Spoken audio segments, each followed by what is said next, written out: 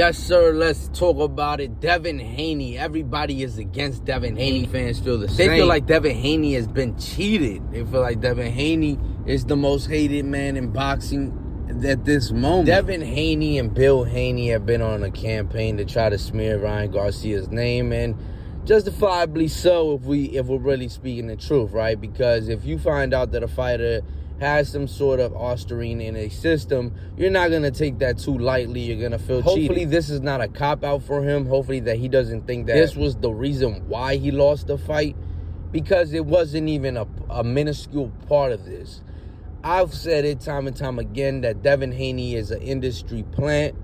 This is the luckiest man in the sport of boxing. This is a guy that could come in at massive numbers on fight night and not be penalized for it. He fought Regis Prograis. That fight was in California, and in California they passed a rule on fight night you can't rehydrate more than 15%. Now Devin Haney on that night was over 18%, meaning that the State Athletic Commission should have penalized Devin Haney, but failed to do so. Devin Haney is obviously hated, and I think it's justifiably so as well.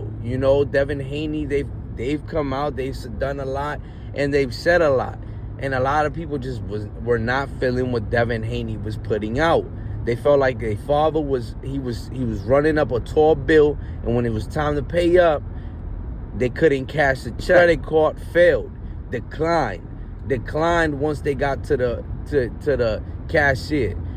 So a lot of fans took it to social media to embarrass the Heat. Once we found out that Ryan Garcia tested positive for a PED, fans took actually Ryan Garcia's side. And the reason why is because I think a lot of fans feel like Ryan Garcia is more of a goofball, not a cheater. Second, I think that a lot of people do understand that industry plant could be in play. Devin Haney, like I said, the luckiest man in boxing. You can't get luckier than what Devin Haney has gotten in the sport of boxing. I mean, look at this. He goes out to Australia, fights a guy like George Kambosos for undisputed. How lucky is that? He gets a belt emailed to him from a sanctioning body. How lucky is that? Without even putting in no work to get a belt. And this dude was parading around a belt that he did not win in a fight. He was parading it like he really won that shit.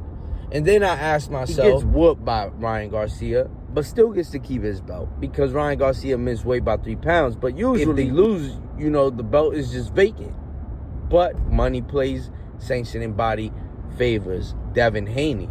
I mean, look, if this is not an industry plant, then I don't know what Devin Haney, in my opinion, is the true definition of an industry plant. He's just the luckiest man in boxing. Even when he loses, he still wins. You see what I'm saying? There's no way that you lose, still come out victorious. What is NYSAC going to do? That's the New York State Athletic Commission. What are they going to do?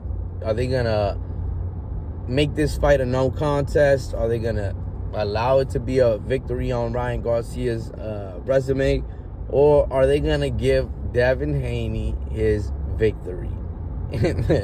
Which would be outstanding. That'll be the first time I've ever seen something like that. Obviously, this will be something monumental, and we will definitely see what industry plan type of weird stuff is this. But I think a lot of people are chalking it up to this might just be a no contest. I mean, he'll get his O back, just a no contest on his resume, and Ryan Garcia will just get a no contest as well. And it is what it is. But in my strong opinion, I think that Ryan Garcia dominated by maybe Bill Haney or possibly just somebody that was bitter, man, because these are the reports. Devin Haney the fan base of Devin Haney is the same fan base who was putting a lot of things on Tyson Fury, and they were giving out a lot of ideas on how to taint fighters, and I think that militia group, they did some malicious stuff, man, and they possibly could have got close to Ryan Garcia, and they probably tainted Ryan Garcia. Even if Ryan Garcia won or lost, they wanted Ryan Garcia out of the sport. And this is why the conspiracy theory lives on, because fans were so adamant about Ryan going in there and getting pummeled.